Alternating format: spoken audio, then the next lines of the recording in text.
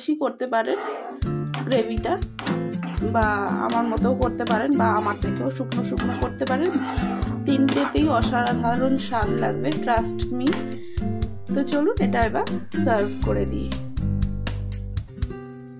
নমস্কার, আমি দেবশ্রী, আমার চ্যানেল কুক উইথ দেবশ্রীতে সকলকে স্বাগত জানি। আজ আবার একটা রেসিপি নিয়ে চলে এসেছি। আজ খুব সাধারণ ম্যাগি, একটু বাঙালি টাচ, বা বাঙালিরা আলু ভালোবাসে আমরা সকলেই জানি। যেহেতু আমরা বাঙালি, তাই বাঙালিয়ানা বজায় রেখে আজ ম্যাগিটাও সেইভাবেই তৈরি করব। আজ ম্যাগিটা আলু দিয়ে করব। শুধু শুধু ম্যাগি জল দিয়ে সিদ্ধ খেতে না সত্যি একটু পানসে লাগে, ভালো লাগে না সব সময়। তো চলুন একটু সাধারণ ম্যাগিকে অসাধারণ টেস্টে করে তুলি।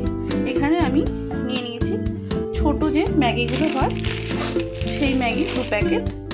এবার আপনারা আপনাদের হিসাব মতো নেবেন। এখানে একটা মিডিয়াম সাইজ আলু, এখানে পেঁয়াজ আর কাঁচা লঙ্কা কুচিয়ে নিয়েছি, আর একটা ডিম নিয়ে নিয়েছি। তো চলুন শুরু করা যাক। তেল দিয়ে দিয়েছি, এটা রিফাইন্ড অয়েল দিয়েছি। এবার তেলটা খুবই অল্প, 1 টেবিল চামচ মতো তেল দিয়েছি। তেলটা গরম করে নেব।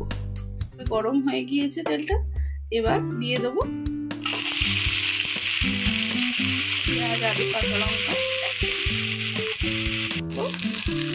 স্বাদ মতো নুন, আলু পেঁয়াজটা একটু ভেজে নেব।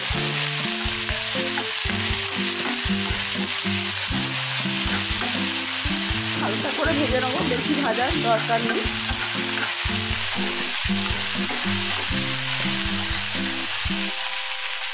আলুটা দেখতেই পাচ্ছেন লাল করে ভেজে নিয়েছি। এবার ডিমটা দিয়ে দেবো।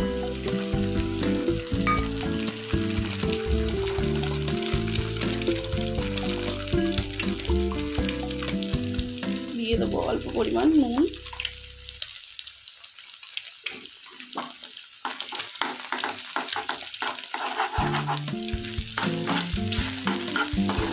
খুব ভালো করে মিশিয়ে দেবো। আমার গলার ভয়েসটা খুবই খারাপ, আমি কথা বলতে পারছি না। আপনারা বুঝতে পারছি আপনাদের অসুবিধা হচ্ছে খুবই। খুব বেশি ভাজার দরকার নেই, ডিম দিয়ে হয়ে গিয়েছে। এবার আমি পরিমাণ মতো জল দিয়ে দেবো। এটা আপনারা যেরকম ম্যাগিতে স্যুপ খেতে চান সেই হিসাবে দেবেন।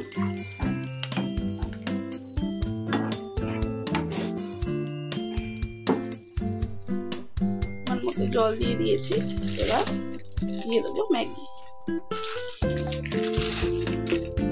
টেস্ট মেকারটা পরে দেব আমি। ম্যাগিটা একটুখানি ফুটে গেলে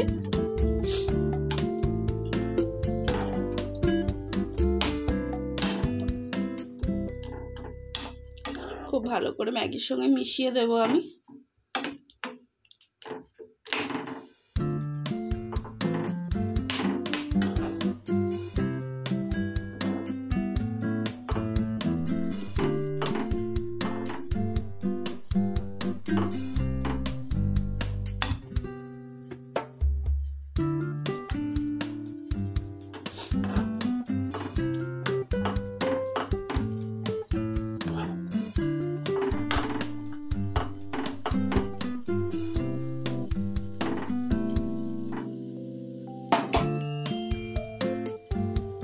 খুব ভালো করে ফুটে গিয়েছে। এবার টেস্ট মেকার গুলো দিয়ে দেব।